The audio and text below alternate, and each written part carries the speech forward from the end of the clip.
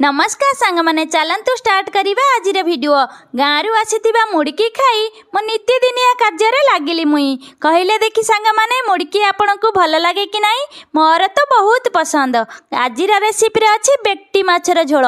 बापा कहती एई माछ को नबा पाई दुकान रे लागंती प्रबल भिड़ सेथिपाई पर बापा आम पाई ओडिसा रु देई पठेइचंती। ए पिला को देखंतु से कोन होउची ता बाबार ड्रेस पिंदी कहूची मो बाबा होउची।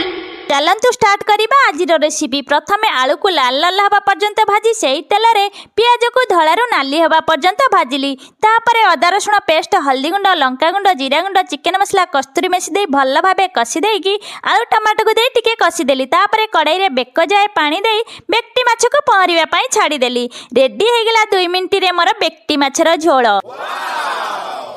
स्वामी डाकुचंती जल्दी आणे मते भोक हेलानी प्रबल। ता सहित बनै देथिली चिंगुड़ी माछर राई चिंगुड़ी माछर भजा। एते सारा तरकारी देखी स्वामी कहले आज खाइबाटा पूरा आसी जीव मजा। एबे आमे खाउचु से नाली बटम टाकु चिपी पाखर थिबा घंटी चिन्ह को टिंग टिंग करी लाइक करी देबे। रहुचु। नमस्कार, जय जगन्नाथ।